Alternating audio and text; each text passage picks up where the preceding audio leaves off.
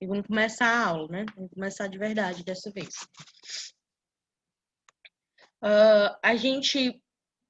Na verdade, eu vou falar aqui de onde nós vamos continuar, tá? Eu adicionei um pouco mais de conteúdo, tá certo? Na questão das artérias. Então, nós paramos. Já vimos toda a estrutura do coração, né? Vimos que ele é um órgão oco, vimos que ele é um órgão muscular que vai ter a função de bombear o sangue, né, para todo o nosso corpo. Hoje, na aula de hoje, a gente também vai conseguir ver a composição do sangue, né, o que tem dentro do sangue, como que acontece esse transporte de substâncias dentro do nosso sangue, tá bom?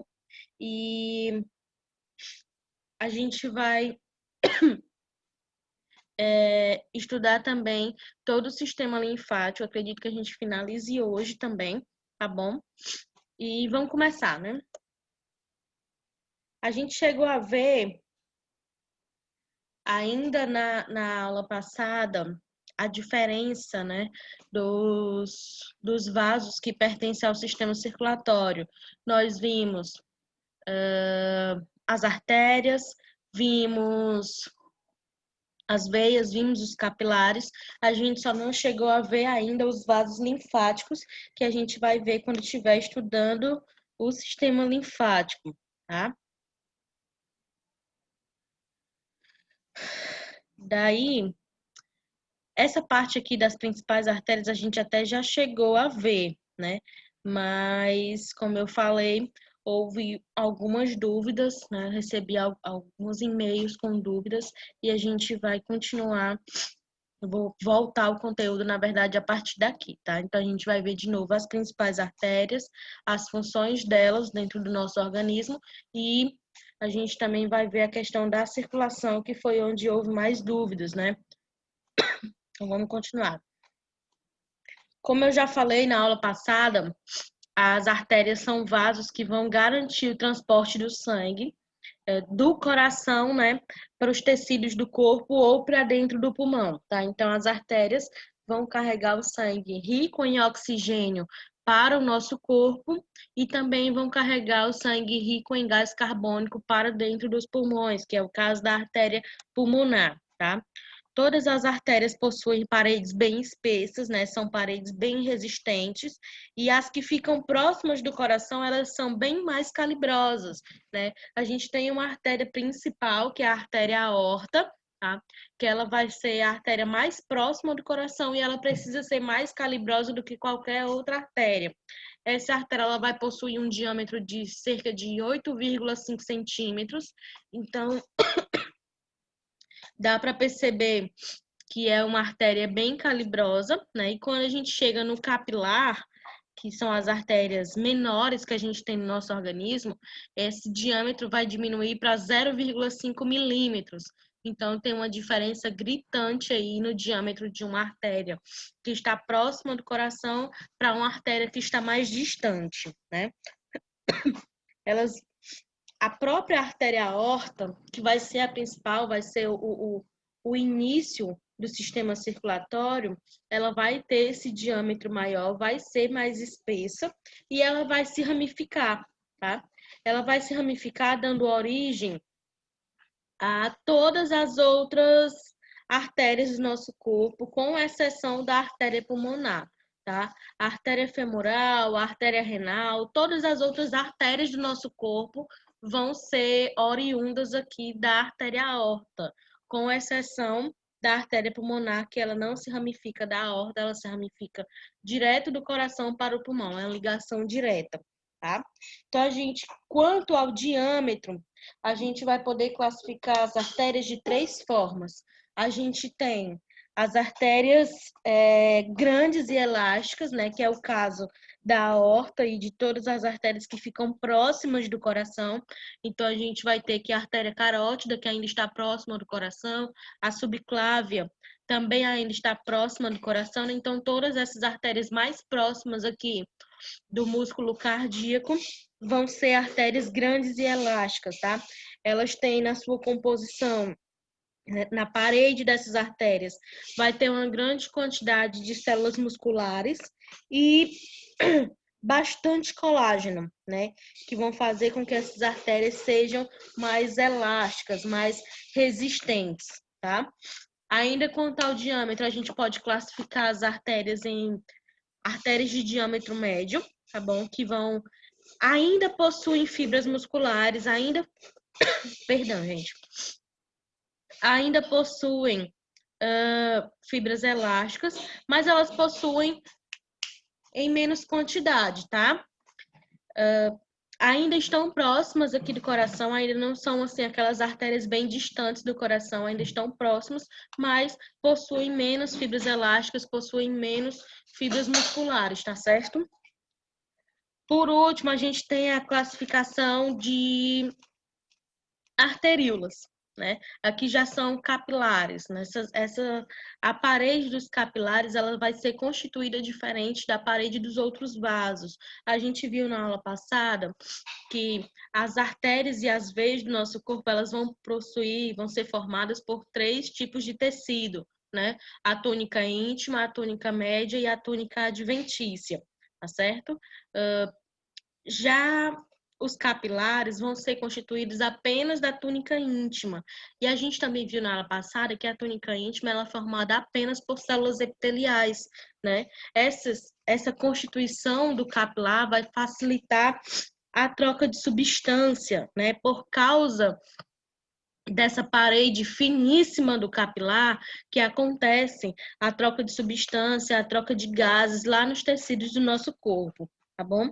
Agora que a gente já sabe quais são os vasos que existem no nosso corpo, a gente já sabe como é formado, qual a constituição desses vasos, né? A gente vai ver quais são as principais artérias que existem no nosso corpo, tá? Primeiro, a artéria aorta, né? Como eu já falei na aula passada e já falei aqui hoje também algumas vezes, essa vai ser a principal artéria que a gente tem no nosso organismo.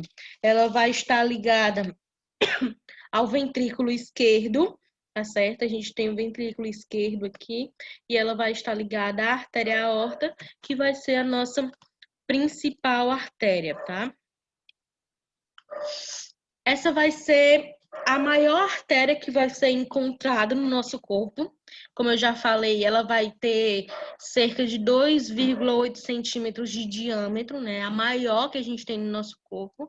E é a partir dela que vão se ramificar qualquer outra artéria que vai ter no nosso organismo, com exceção da artéria pulmonar, tá?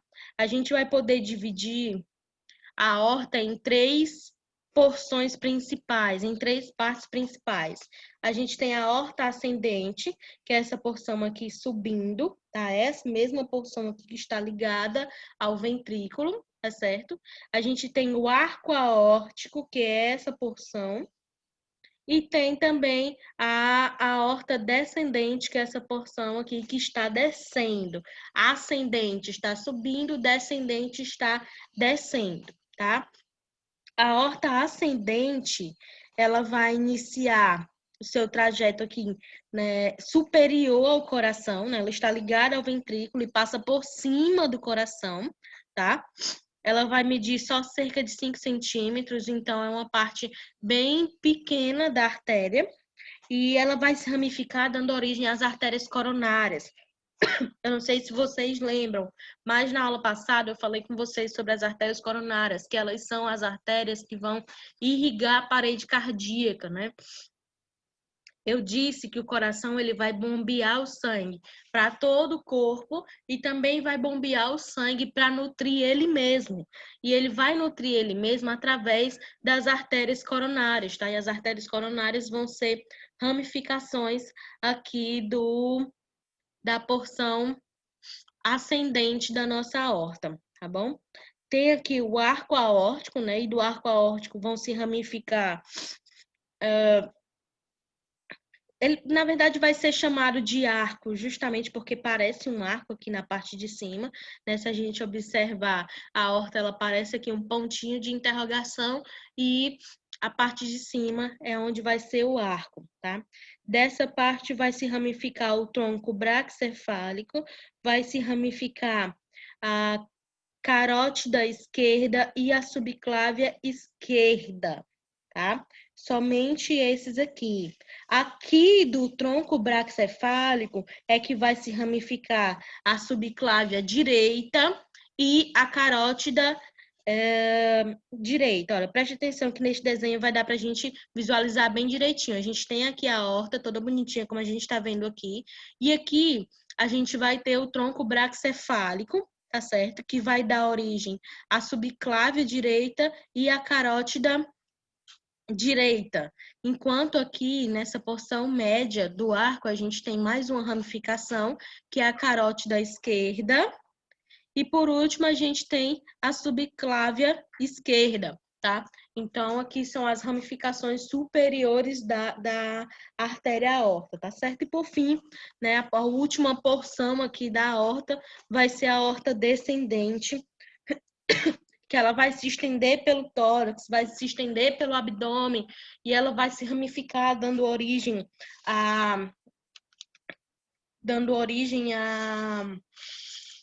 as artérias renais, dando origem às artérias femorais e toda essa parte das artérias que vão irrigar a porção inferior do nosso corpo. Ela vai passar pelo abdômen, vai passar pelo tórax e vai até o final lá dos nossos pés, tá? Aí, antes da gente voltar para a anatomia, eu vou mostrar aqui para vocês algumas patologias, alguns problemas que estão ligados, né, que afetam a aorta, tá? Primeiro, o aneurisma aórtico. Essa patologia é, na verdade, uma dilatação, né? A gente consegue ver essa dilatação aqui nessa figura, tá? Uma dilatação anormal da aorta, né? Isso daqui seria uma aorta normal, sem dilatação nenhuma, e aqui é o aneurisma, tá? O aneurisma, ele acontece devido a algum defeito na parede da artéria ou a fraqueza, né, dessa parede, tá? Na maioria das vezes não possui sintomas, na verdade possui sintomas, mas na maioria das vezes é assintomático, tá certo? E o diagnóstico ele vai acontecer por acaso, né? O paciente está lá fazendo um exame de imagem para ver, sei lá, os rins ou para ver alguma estrutura próxima dessa região e o médico acaba encontrando o aneurisma e aí vai fazer o tratamento, enfim. Mas diagnóstico, na maioria das vezes, se dá por acaso, tá? Tem ainda a aterosclerose ou arteriosclerose, vocês vão encontrar essas duas nomenclaturas, tá? Nas literaturas. E esse é um dos problemas mais comuns do sistema cardiovascular. Por quê?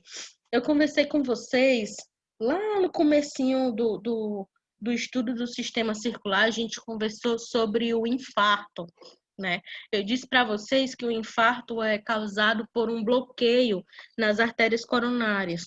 Foi aí que eu expliquei para vocês que as artérias coronárias são as artérias que irrigam a parede cardíaca, tá?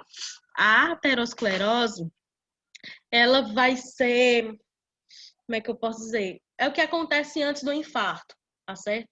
O infarto do miocárdio, ele é uma consequência da aterosclerose, tá? O AVC também é uma consequência da aterosclerose, assim como a insuficiência renal e a gangrena também, né? Que é quando acontece a morte do tecido nas extremidades, tá? E a aterosclerose é justamente essa formação de placa de gordura ou de uma placa de cálcio que vai enrijecer a artéria, né? Que vai causar um estreitamento aqui nessa artéria. É possível a gente visualizar nessa imagem. A gente tem aqui uma artéria normal, uma artéria saudável, e aqui a gente já tem uma artéria com a formação de placa de gordura, tá? Quando isso acontece, as consequências são justamente essas, né? O infarto, uma angina, a própria insuficiência cardíaca, quando o coração já não consegue mais bombear o sangue, tá? O AVC, a insuficiência renal e assim por diante, tá? Tem ainda a dissecção aórtica. A dissecção é o rompimento da parede interna da artéria, tá? Isso vai levar à formação de um canal falso, né? De uma luz falsa, como diz aqui, tá? Quando você ouvir esse termo em qualquer literatura, luz da artéria, luz do vaso, está falando literalmente do canal desse vaso, tá certo?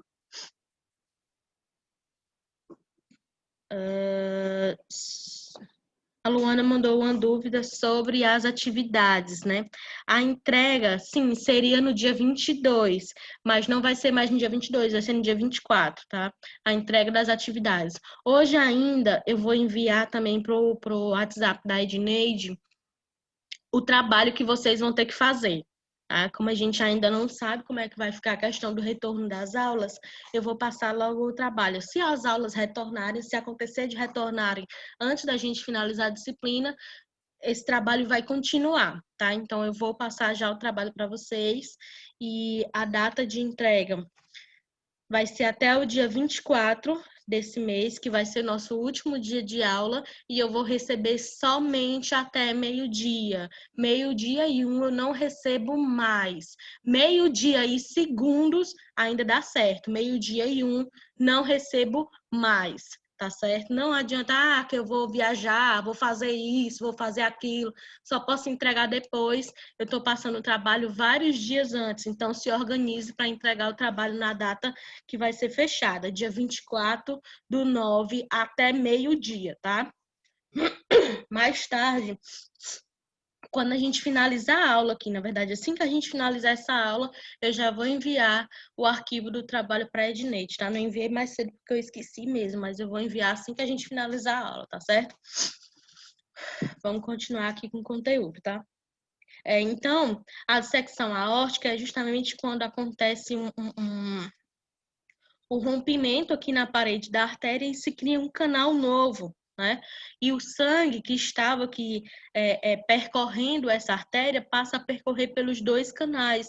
Ele vai tentar entrar aqui, vai tentar fazer o seu caminho pelo canal falso, pela luz falsa. Isso vai causar um estreitamento aqui na luz verdadeira, no canal verdadeiro, e vai dificultar, vai comprometer aí o fornecimento do sangue, né, para as células que estão aguardando esse oxigênio que vai chegar, tá?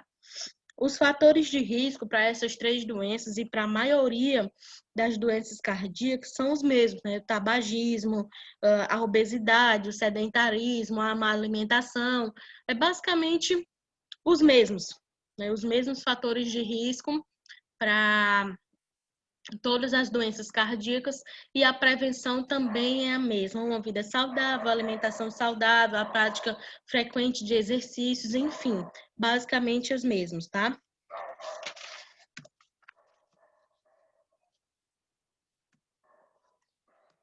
Daí a gente tem que finalizar aqui as próximas artérias, né? A artéria pulmonar, que como eu já falei para vocês, é a única artéria do corpo que não vai se ramificar da artéria aorta, tá? Ela vai se ramificar do coração direto para o pulmão e é também a única artéria do corpo que vai levar sangue rico em gás carbônico, tá? A gente vai já ver como é que isso vai acontecer, né? Tem aqui as artérias femorais. Essas artérias, elas são prolongamentos da artéria aorta e elas são as principais vias de chegada de oxigênio, de nutrientes, lá para os nossos membros inferiores, tá? Tem as artérias renais, que são ramificações da artéria aorta abdominal. As carótidas, né, que a gente já viu que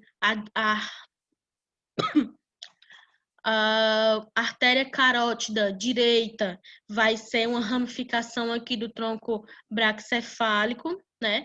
E que a artéria carótida esquerda vai ser uma ramificação direta aqui da aorta, tá?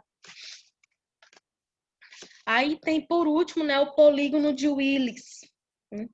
Polígono de Willis, a gente também viu na aula passada, é uma ramificação das artérias carótidas, né, da direita e da esquerda, tá? Elas que vão dar origem aqui ao polígono de Willis. E o polígono de Willis é um emaranhado de artérias que vão irrigar, que vão nutrir a massa encefálica, tá? Vão nutrir o encéfalo, tá certo? Por fim, a gente chega aqui na circulação, tá? Prestem bastante atenção nessa parte. Foi a parte que houve mais dúvidas na aula passada, tá? A gente já sabe qual é o objetivo aqui da circulação, que é levar o oxigênio para todas as células do nosso corpo e retirar o gás carbônico de dentro do nosso sistema, tá? Então, a gente vai ver novamente como que vai acontecer aqui essa circulação, tá? A gente também dividiu, na aula passada, a gente dividiu a circulação em dois tipos, circulação pulmonar e circulação sistêmica, né? Eu também falei para vocês que tudo que estiver em azul aqui não significa que é uma veia. Na verdade, significa que está passando sangue rico em CO2. Não necessariamente vai ser uma veia, tá? Aqui, tudo que estiver em vermelho também não necessariamente vai ser uma artéria. Só significa dizer que esse sangue que está percorrendo dentro desse vaso está rico em oxigênio, tá? E a gente vai ver quais são as exceções para esses vasos. Então, a gente vai ver aqui tudo bem direitinho, tá? Então, vamos começar com a circulação pulmonar, que é a pequena circulação. A gente pode chamar também assim, de pequena circulação, tá? Ela vai se iniciar aqui no ventrículo direito, tá certo? O coração vai bombear o sangue que está aqui no ventrículo direito, rico em gás carbônico, para a artéria pulmonar, tá? Que é esse vaso. Lembra que eu falei para vocês que a artéria pulmonar tem ligação direta entre o coração e o pulmão? Ela não precisa se ramificar da aorta. Então, é aqui que a gente vai conseguir visualizar, tá? Aqui a gente tem o ventrículo direito e a artéria pulmonar diretamente ligada a ele. Quando o sangue bombeia o coração, quando o coração bombeia o sangue, esse sangue vai ser bombeado por essa artéria, pela artéria pulmonar, direto para os dois pulmões, tá? Quando o sangue chegar aqui no pulmão, ele vai passar pelo processo de hematose, tá certo? Que é a troca gasosa, que a gente aprendeu como ela acontece lá no sistema respiratório. Tá? Depois que o sangue sofreu a hematose, passou pelo processo de hematose, ele vai voltar para o coração, mas ele vai voltar pela veia pulmonar, tá? Que também é um vaso direto, tá? É um vaso que vai ser ligado do pulmão para o coração, tá bom? Sem outra ramificação, tá? O sangue vai vir aqui agora rico em oxigênio e ele vai desembocar aqui no nosso átrio esquerdo. Prestem atenção, tá? A circulação pulmonar, ela se inicia no ventrículo direito e termina no átrio esquerdo. No ventrículo direito, o sangue está rico em gás carbônico e no átrio esquerdo, o sangue está rico em oxigênio, tá? Aí tem aquele esqueminha que eu fiz para facilitar a nossa compreensão, tá certo? Ventrículo direito, sangue rico em gás carbônico, por isso está em azul. O sangue vai passar pela artéria pulmonar, vai para os pulmões, onde vai passar pelo processo de hematose, tá? Depois que acontece a troca gasosa, ele volta para o coração através da veia pulmonar e vai desembocar lá no nosso átrio esquerdo. Alguma dúvida? Digam aí pelo chat ou liguem o microfone para falar. Tem alguma dúvida? Todo mundo entendeu esse processo da pequena circulação? Estou esperando.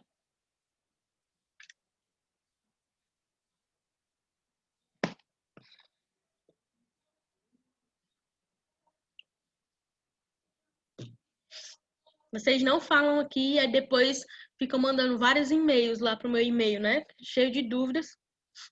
Pronto. Vou repetir sim. Vamos lá. Essa é só a pequena circulação, tá? Só a circulação pulmonar. Ainda não é a circulação completa do corpo, é só a circulação pulmonar.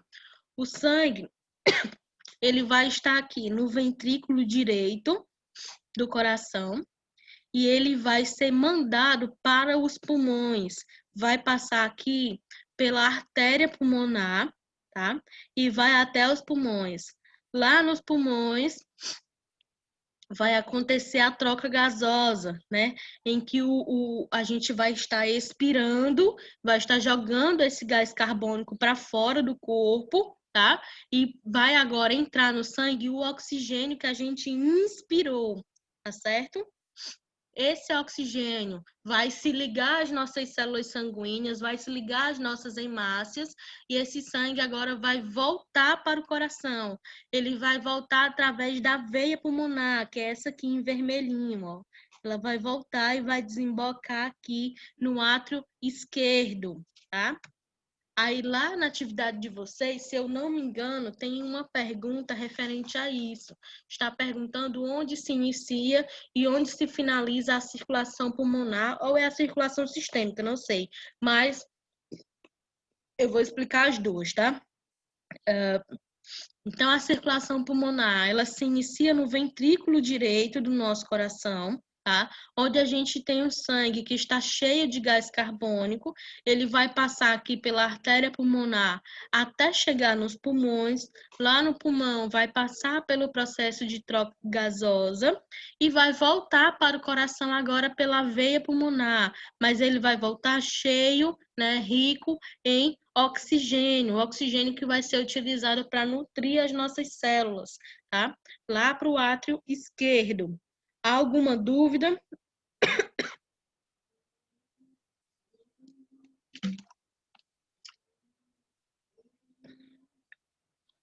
Vamos continuar. Se tiverem alguma dúvida, vocês podem falar aí no chat, que aí eu vou respondendo. Se não entenderem, também avisem, tá? Vamos lá. A circulação sistêmica, a gente também vai poder chamar ela de grande circulação, tá? Ela vai começar aqui no ventrículo esquerdo.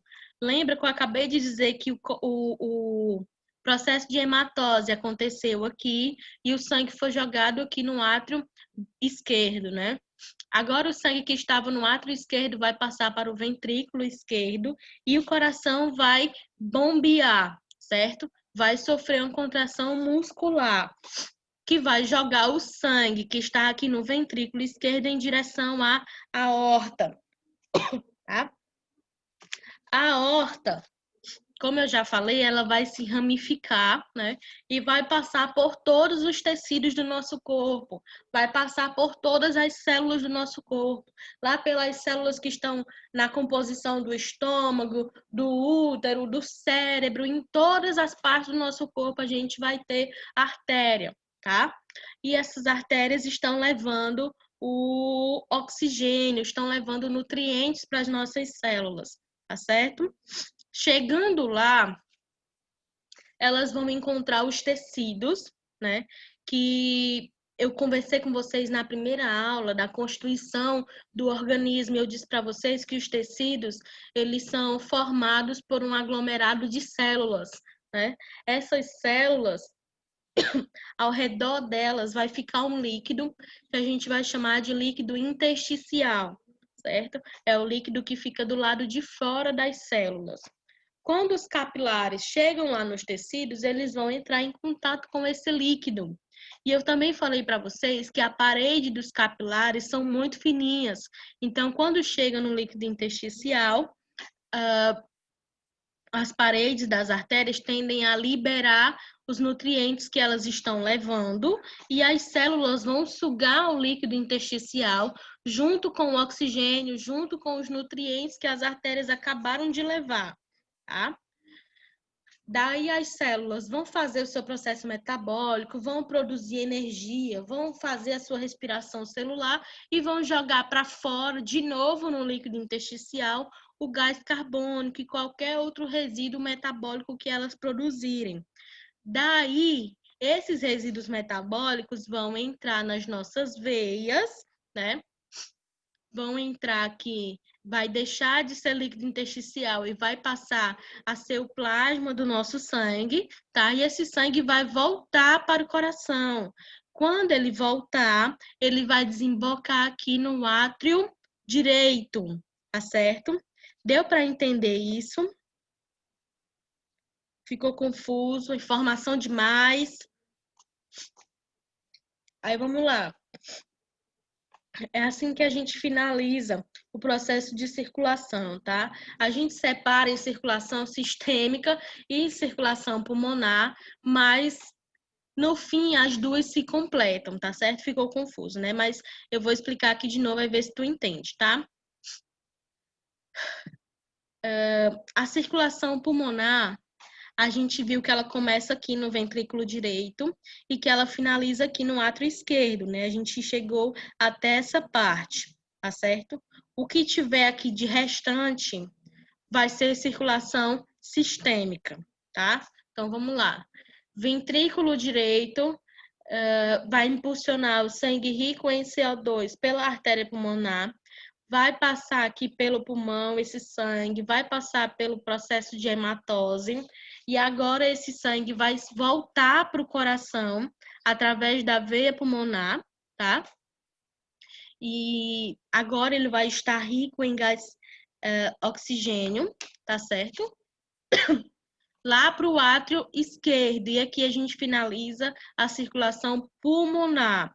Entre o átrio esquerdo e o ventrículo esquerdo existe uma válvula, e esse sangue vai passar do átrio para o ventrículo e começa então a circulação sistêmica, tá? No ventrículo esquerdo começa a circulação sistêmica. O ventrículo esquerdo vai bombear o sangue, né, para dentro da artéria aorta, que vai se ramificar e vai nutrir todas as células do nosso corpo, tá? De todos os sistemas do nosso corpo. Depois que acontece essa nutrição das nossas células, depois que o oxigênio chega nas nossas células, as células vão jogar para fora o gás carbônico. Esse gás carbônico vai ser captado pelas nossas veias e vão ser levados lá para o nosso átrio direito, tá? Para o átrio direito lá do nosso coração. As veias cavas, superior e inferior, são as veias responsáveis por desembocar esse sangue lá dentro do nosso átrio direito, e daí vai começar tudo de novo, tá? Todo mundo entendeu? Deu para entender agora?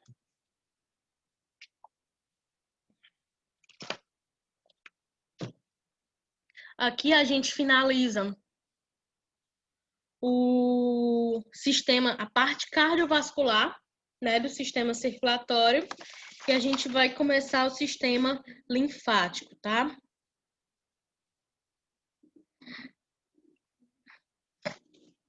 Na aula passada, eu cheguei a conversar com vocês também aqui ainda sobre essa parte da distribuição da água no nosso corpo, né? Eu já falei para vocês aqui também nessa parte que o corpo humano, pelo menos 70% do nosso corpo, do nosso peso corporal, né, vai ser basicamente formado de água. Essa parte que eu também cheguei a explicar para vocês, né? A gente tem um volume total de água no nosso corpo. Desse volume total, 40% é líquido intracelular, ou seja, líquido que está dentro das nossas células. As células animais, né, as células que a gente tem no nosso corpo, são formadas, dentro delas vai ter as organelas, e essas organelas elas ficam mergulhadas dentro de um líquido que a gente chama de citosol, tá? Então, o líquido intracelular é justamente o citosol, tá certo? 20% do nosso volume total vai ser formado pelo líquido extracelular, tá? E o líquido extracelular vai ser dividido em 3 partes. Vai ser o líquido intersticial, que vai ser 14% aqui desses 20, tá certo? E o líquido intersticial, como eu já falei para vocês, é o líquido que fica fora das células, é o líquido que fica banhando as nossas células, tá? 4% vai ser o plasma. O plasma é a água do nosso sangue, é basicamente isso, é a parte líquida do nosso sangue, tá? E os outros líquidos vão compor aí pelo menos 2% do nosso peso corporal. Daí a gente tem as lágrimas, tem a saliva, o suor e os outros líquidos que a gente produz, né? A gente produz suco gástrico, produz suco pancreático, a gente produz vários líquidos e eles também vão constituir aí o nosso peso corporal, tá? Daí, antes da gente realmente começar aí a questão do sistema linfático, vamos ver aqui a composição do sangue, né? Aí você pode se perguntar, mas para que eu preciso saber a composição do sangue? Então, a gente, no começo do conteúdo do sistema circulatório, nós dividimos o conteúdo em dois sistemas, né? Sistema cardiovascular e sistema linfático. A gente precisa saber a composição do sangue para que a gente possa diferir os dois líquidos, tá? Tem um líquido que percorre dentro do sistema cardiovascular, que vai ser o sangue, e tem um líquido que percorre dentro do sistema linfático, que vai ser a linfa, tá? Mas em algum momento esses líquidos vão se cruzar, e a diferença entre eles dois é muito pequena, tá? Então a gente vai entender qual é a diferença entre esses dois líquidos e qual a formação deles dois, tá bom? O sangue, a gente já sabe que ele tem a função de transporte de nutrientes, né, e também de transporte de oxigênio, tá? Mas eles também vão transportar algumas células presentes no nosso organismo que vão ter a função de defesa, tá? Só que essas células de defesa, elas são produzidas lá no sistema linfático.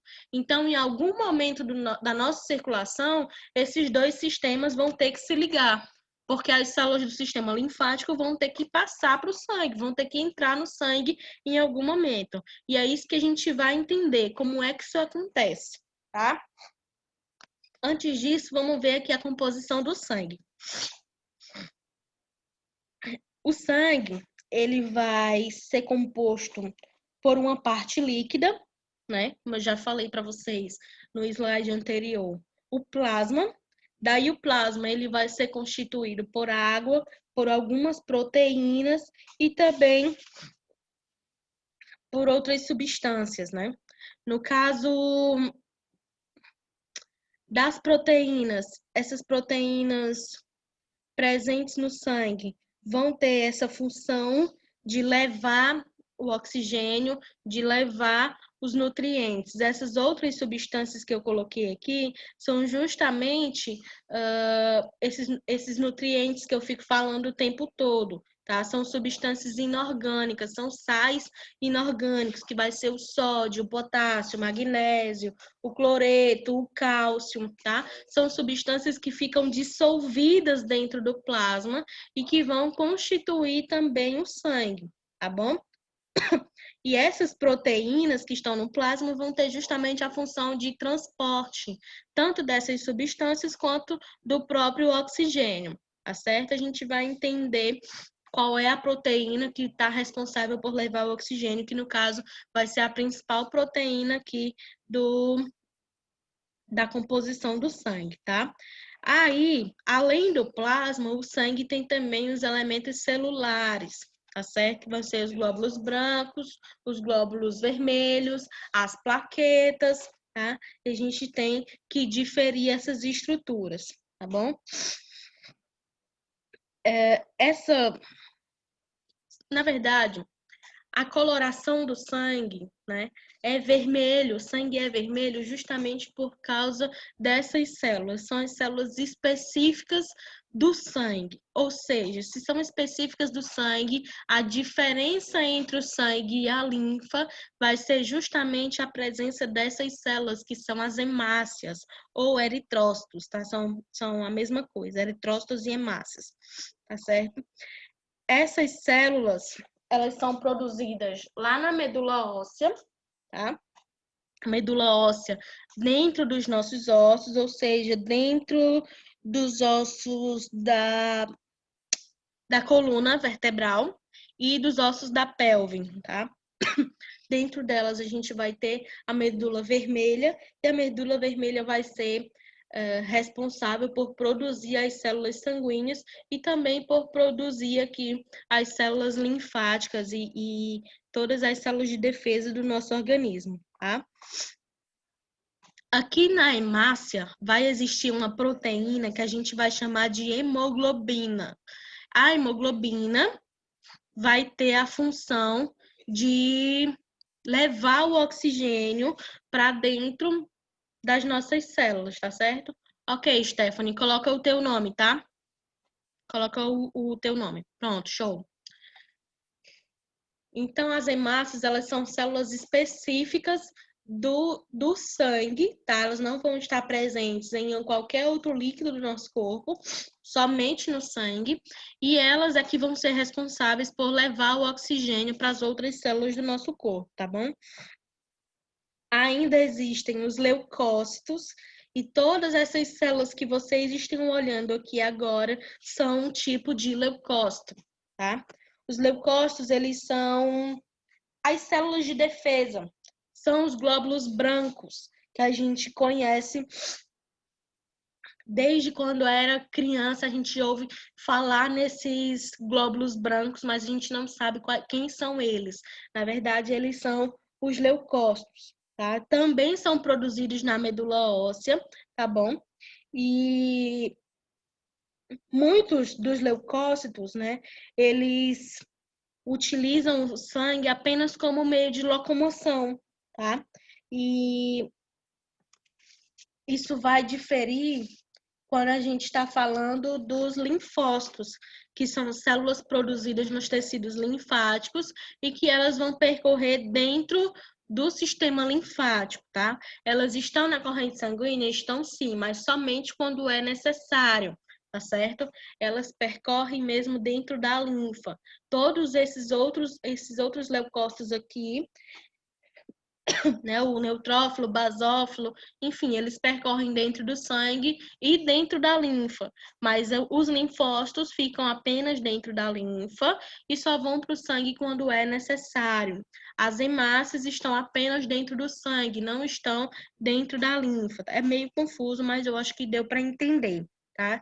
Então, os leucócitos, eles atuam na defesa do nosso organismo, tá? Alguns deles, que, por exemplo, aqui o macrófago, ele vai ter a função de englobar um micro-organismo, englobar um vírus, englobar uma bactéria, né, que é mais ou menos o que está, na verdade, é o que a gente consegue ver aqui nessa imagem, né?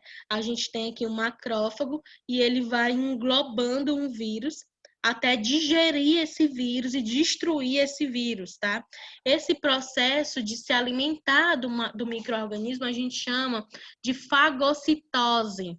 Então, quando eu tenho uma célula que se alimenta de um vírus, que se alimenta de uma bactéria, eu digo que eu tenho uma célula que eu vou chamar de fagócito, tá bom?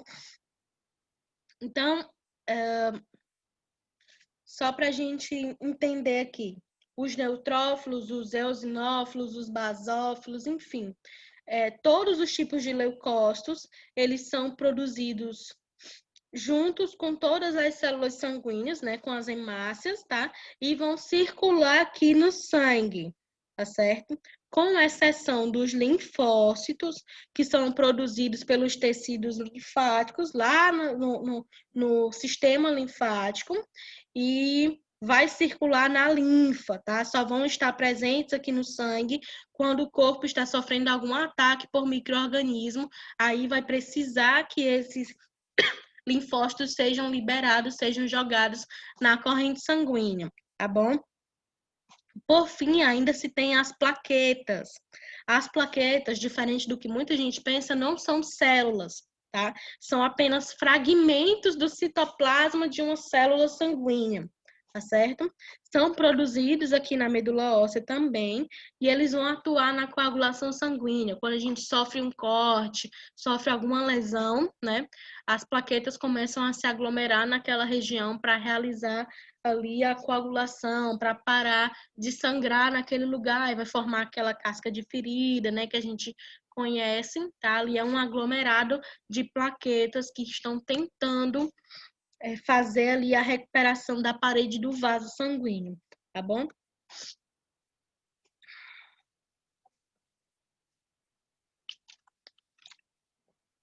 sobre a composição da linfa.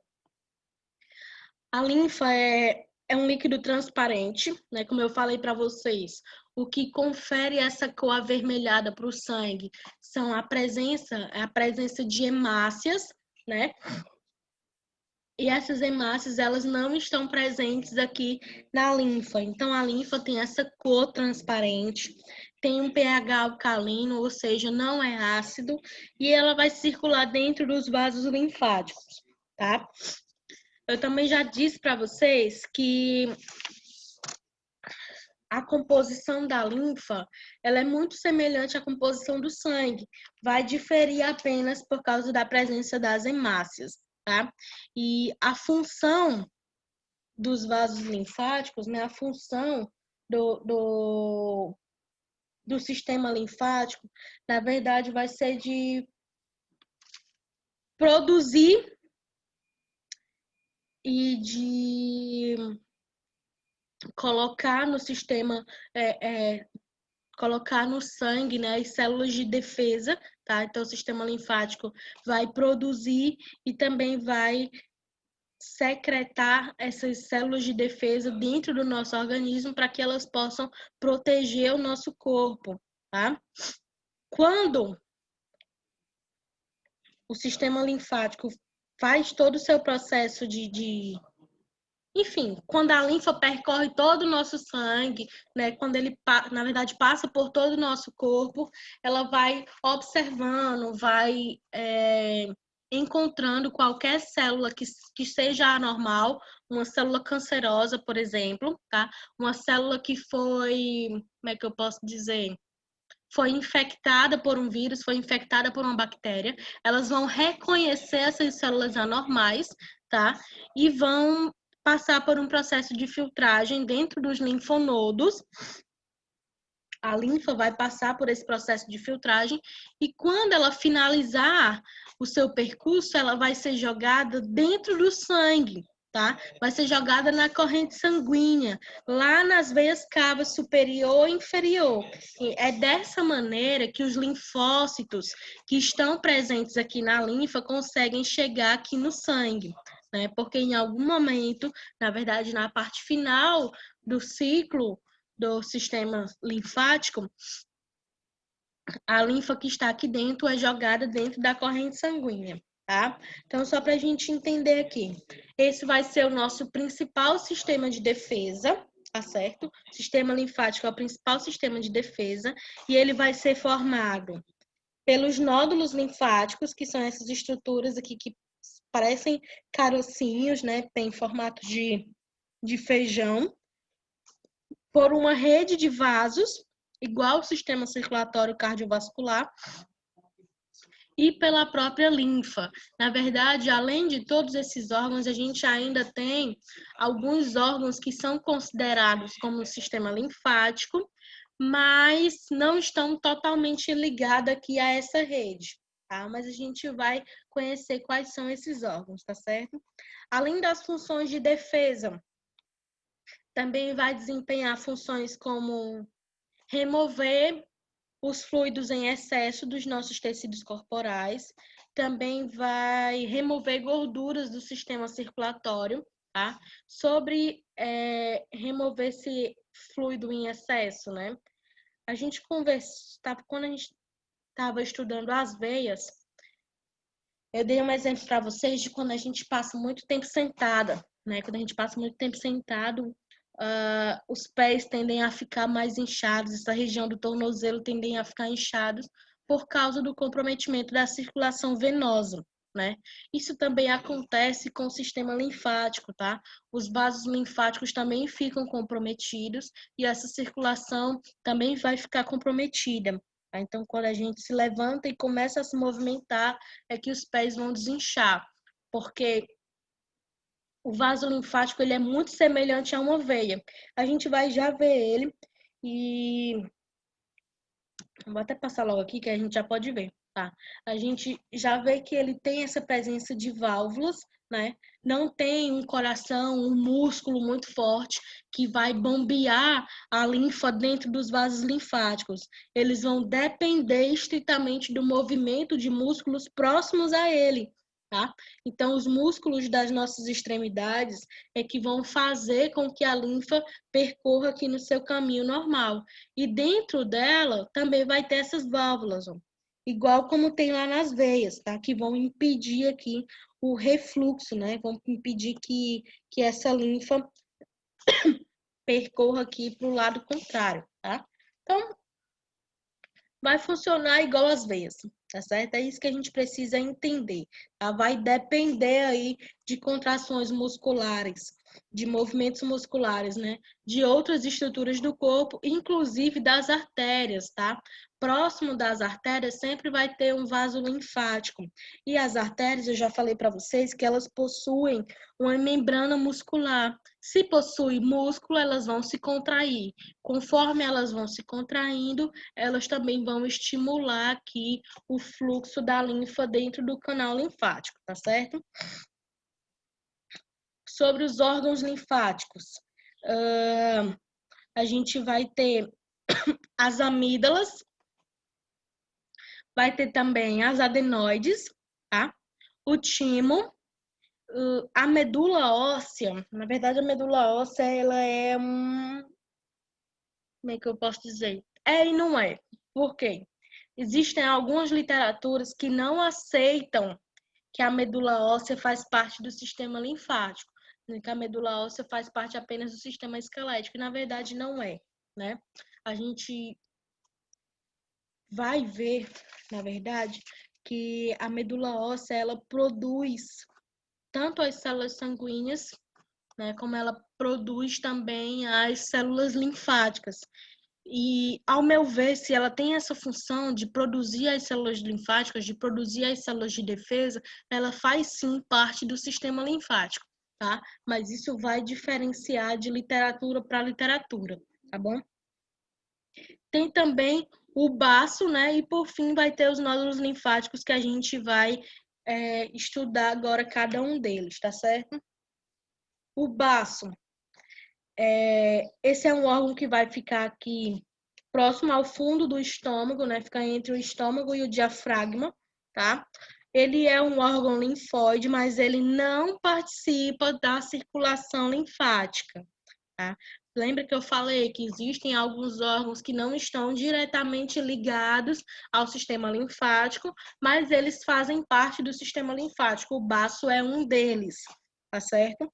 Não participa da circulação linfática, mas faz parte desse sistema. Ele participa da circulação sanguínea, tá certo? Ele possui no interior dele, o baço no interior dele, possui uma grande quantidade de macrófagos. Que foi que eu falei para vocês sobre macrófagos? Que eles são células que se alimentam de vírus, se alimentam de bactérias, tá? Então, quando o sangue chega aqui no baço, ele vai jogar o sangue para dentro dos tecidos do baço, né? E esses macrófagos que estão aqui vão se alimentar desses vírus, vão se alimentar dessas bactérias, tá? Então, se eu tenho células de defesa dentro do baço, eu posso dizer que o baço faz parte do sistema linfático, tá? Outra coisa que também é função do baço, as células sanguíneas, assim como qualquer outra célula do nosso corpo, com o passar do tempo, elas vão se desgastando, tá? Pelo menos a cada 7 anos, se eu não me engano, a gente renova todas as células do nosso corpo. É basicamente uma nova pessoa, tá? A cada 7 anos a gente já tem renovado, tem passado por um processo de renovação de todas as células do nosso corpo. Tá bom? E as células sanguíneas não são diferentes. Elas vão se renovando e conforme elas vão se renovando, as anteriores vão ficando desgastadas. E esses macrófagos que estão aqui dentro do baço vão se alimentar dessas células que estão desgastadas, dessas células que não funcionam mais, tá? Então, basicamente, o baço vai filtrar o sangue, tá? Vai fazer esse papel de filtragem do sangue, tá bom? E é muito comum as pessoas acharem que se tirar o baço não tem problema. Ah, sofri uma lesão por arma de fogo no baço, vou retirar e não vai mudar nada na minha vida. Não é bem assim que acontece, tá? Realmente a gente consegue viver sem o baço, mas quando a gente retira um órgão do nosso corpo, outro órgão vai ter que realizar a função dele. No caso do baço, quem vai realizar a função dele vai ser o fígado. Só que o fígado, ele já tem, tipo, 1001 funções. Aí eu estou colocando mais uma função em cima dele e uma função que não é específica dele, né? Então vai chegar um momento que ele vai ficar sobrecarregado e a gente pode ocasionar problemas maiores, né? Pode ter problemas maiores aí, tá bom? Vamos continuar aqui. Tem ainda aqui as amígdalas e as adenoides, né? São estruturas que ficam aqui na região da boca, na região bucal, tá? E elas ficam nessa região justamente para poder intervir no caso de algum micro-organismo entrar nessa região, tá certo?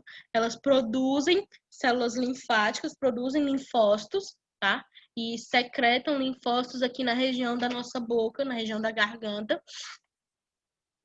para poder já intervir se houver alguma invasão aqui nessa região, tá?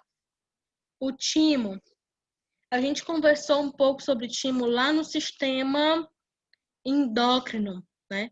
Só que o timo, ele é um órgão meio esquecido, as pessoas não dão muita importância para ele. Por quê? Primeiro porque quando a gente nasce, o timo é grande, né? Um órgão grande. E conforme a gente vai crescendo até a nossa puberdade, ele vai atrofiando. Quando chega na puberdade, ele já atrofiou o que tinha que atrofiar, mas continua fazendo suas funções, tá? Só que se você for ler algumas literaturas, elas vão dizer especificamente assim: a única função conhecida do timo é o armazenamento de linfócitos. Na realidade, não é. A gente viu lá no estudo do sistema endócrino que o timo produz alguns hormônios, né? O timo produz e secreta alguns hormônios, tá? Então, não é, digamos que não seja assim um órgão tão dispensável quanto muita gente acredita, tá? Mas, enfim, aqui a nível de sistema linfático, o timo vai armazenar o que a gente chama de linfócitos T. Os linfócitos T são produzidos lá na medula óssea e vão ser armazenados aqui no timo, tá? Vão estar armazenados aqui, vão ser maturados aqui, e depois que são células maduras, células prontas, é que o timo vai jogar essas células na corrente sanguínea, tá certo? Até lá elas vão ficar armazenadas lá no timo. Por último, né, não menos importante, a gente tem os linfonodos. Os linfonodos são os órgãos mais numerosos que a gente tem no nosso corpo, tá? Pelo menos os órgãos linfáticos mais numerosos que a gente tem no nosso corpo. E eles vão armazenar os linfócitos, tá? Também vão fazer a filtragem da linfa, vai acontecer aqui dentro do linfonodo, tá bom? Quando a gente tem alguma infecção, a região dos linfonodos podem ficar mais aumentadas, é normal, né? E a gente costuma chamar de íngua quando essas regiões ficam aumentadas. Por quê? São mais ou menos, né? São cerca de 400 linfonodos no corpo e pelo menos 160 deles ficam presentes aqui na região do pescoço. Só que a gente também tem um aglomerado de linfonodos na região da axila e na região da virilha, né? Então é normal desenvolver íngua nessas regiões, tá certo? Eu não entendo como é que eu estou dando aula aqui, aí eu não consigo ver quem é, mas alguém consegue colocar umas setas, consegue riscar a tela e eu não consigo ver quem é. Só sei que acontece aqui na hora da aula, toda a vida. Mas enfim, que a gente já conhece os órgãos, vamos ver aqui quais são as células de defesa do nosso organismo, né? Primeiro, os macrófagos, que a gente já conversou sobre eles, e eu falei que eles têm a capacidade de fazer a fagocitose, né? Eles têm a capacidade de digerir uma bactéria, de digerir uma célula, né? E eles podem digerir até 100 bactérias antes deles mesmos morrerem, tá? Porque quando eles, depois de um determinado tempo, eles mesmos morrem e começam a ser produzidos outros macrófagos, tá certo? Tem aqui ainda os linfócitos T, que, como eu já falei para vocês, são produzidos na medula óssea e vão ser armazenados lá no timo, vão ser amadurecidos no timo. Quando houver algum processo infeccioso, quando teu corpo reconhecer que algum agente invasor entrou, é que essa célula vai ser liberada no sangue para poder cumprir o papel dela, tá? E elas só vão ser liberadas se elas estiverem maduras, tá? Se a gente não tiver linfócitos T amadurecidos o suficiente, a gente não vai conseguir liberar e também não vai conseguir se proteger, tá? A gente tem ainda os linfócitos B. Os linfócitos B também são muito importantes. Por quê? Porque é dentro das células de linfócitos B que ficam armazenados os anticorpos, tá? Quando a gente possui, né, quando a gente passa, por exemplo, por alguma gripe, que é o que eu estou passando e não melhora nunca, né? Quando eu tiver contato com esse vírus novamente, o meu corpo vai se lembrar das informações dele e já vai conseguir produzir os anticorpos necessários, né, para poder destruir esse vírus assim que eu tiver contato com ele, tá? Só para deixar claro que eu estou falando sobre a gripe, você pode imaginar, mas eu pego gripe várias vezes. Então, o vírus da gripe, ele é muito volátil. Então, ele sofre muitas mutações, certo? Cada ano, quando o governo libera a vacina contra a gripe, ele libera uma vacina diferente, tá? Cada ano é uma vacina diferente, porque cada ano é um vírus diferente. Na verdade, cada período do ano vai ser um vírus diferente, tá certo? Então, eles tendem a ir ficando mais fortes, né? Vão sofrendo mutações para ficarem mais fortes, e a vacina, consequentemente, também precisa ser um pouco mais forte para poder ir contra esse vírus, tá? A gente ainda tem os linfócitos NK, que são, acabei foi passando, que são as células natural killer, né? Elas recebem esse nome de natural killer porque ela vai ser a única que não precisa ser amadurecida, tá? Os linfócitos B, eles são produzidos na medula óssea e são amadurecidos lá mesmo na medula óssea. Já as células NK, né, os linfócitos NK, eles são produzidos e armazenados na medula óssea, mas eles não precisam amadurecer, tá? A partir do momento que se tem um agente invasor, já pode, o sangue já começa, o sistema linfático, na verdade, já começa a liberar essas células no nosso organismo. E elas essas células vão produzir algumas substâncias que vão funcionar como substâncias mensageiras. São elas que vão regular o funcionamento dos outros linfócitos, vão regular o funcionamento dos linfócitos T, dos linfócitos B e dos macrófagos, tá? Então, toda a função do sistema circulatório, do sistema circulatório linfático, né, vai depender do funcionamento da célula natural killer, porque são elas que vão produzir essas substâncias que vão regular o funcionamento de todas as outras células, tá? E elas também não precisam ser amadurecidas, elas já conseguem exercer as suas funções assim que elas são criadas, tá bom? Alguma dúvida sobre esse sistema?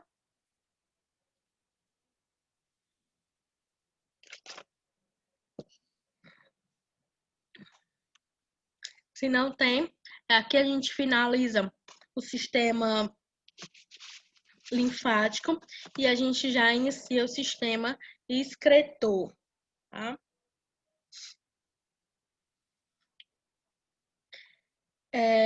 O sistema excretor, ele normalmente vai ser representado, até coloquei aqui do ladinho, né? Pelo sistema urinário, tá? porque vai ser pela urina, né, que a gente vai excretar, vai expelir vários resíduos, várias substâncias que a gente produz no nosso corpo e que são prejudiciais no nosso corpo quando estão em excesso, tá? Mas, assim, a gente viu lá no sistema endócrino que as glândulas sudoríparas são glândulas excretoras, né? Então, de certa forma, elas também compõem o sistema excretor, tá? A gente também viu lá no sistema respiratório que o sistema respiratório também tem uma função excretora, porque ele vai expelir o gás carbônico dos pulmões, tá? Mas isso são apenas algumas conjecturas, apenas algumas colocações, tá certo? A gente vai estudar o sistema comum mesmo, que é o sistema urinário, tá certo? Então, sobre os órgãos que vão compor esse sistema, né? São 2 rins, 2 ureteres, tá? 2 rins, 2 ureteres, a bexiga e uma uretra. A gente vai estudar cada um desses órgãos, a função de cada um separadamente, tá bom? Mas antes disso, vamos ver a função do sistema em si, né? Esse sistema vai ter a função de homeostase, ou seja, vai regular o equilíbrio das substâncias dentro do nosso sangue, tá? Também vai acontecer a regulação do equilíbrio da água, né? E da quantidade de eletrólitos que a gente tem no nosso corpo. Se você não sabe, eletrólitos são qualquer substância que é diluída no sangue, né? Diluída em formas de íon, ou seja, são basicamente os minerais que são dissolvidos ali dentro do sangue, tá? Tipo o potássio, o sódio, o cloreto, são eletrólitos que vão ajudar aí nas funções dos nervos, nas funções dos músculos, tá certo? E vai ser o sistema urinário que vai equilibrar a quantidade de eletrólitos que a gente tem dentro do nosso sangue, tá? Ele também vai regular a pressão arterial, né, através da excreção do sódio, da água, tá? E também vai ser responsável por excretar substâncias que são resíduos gerados aqui os processos metabólicos do nosso corpo, tá? Por exemplo, a ureia, a creatinina, o ácido úrico e até a bilirrubina. A bilirrubina é uma substância que é gerada a partir da degradação da hemoglobina. Lembra da hemoglobina? Eu falei que é uma proteína, né, que é carregada pelas hemácias, que fica lá dentro das hemácias, e ela vai ter a função de prender o oxigênio para poder levar ele até as outras células do nosso corpo, tá?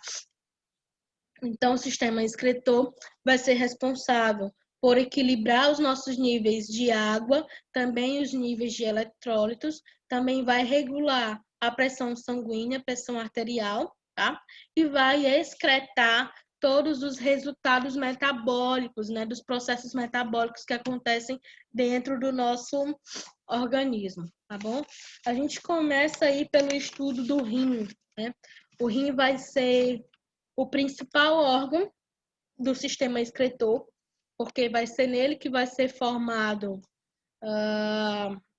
a urina, é nele que vai ser formado o líquido, né, que vai passar pelo sistema excretor, tá?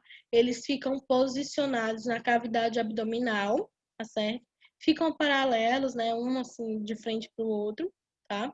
Mas o direito, que é esse, ele sempre vai ser mais baixo do que o esquerdo, por causa do fígado, que fica localizado aqui em cima, tá bom? Cada rim vai ter esse formatozinho de feijão, né? E a cor também tem a coloração meio marrom, marrom meio avermelhado, tá? A parte interna dos rins, a gente vai dividir em duas porções, a porção do córtex, que é essa parte aqui de cima, e a porção da medula, tá? E a gente vai estudar essa parte bem, essas estruturas separadamente, porque vocês vão ver que a produção da urina é bem complexa, tá bom?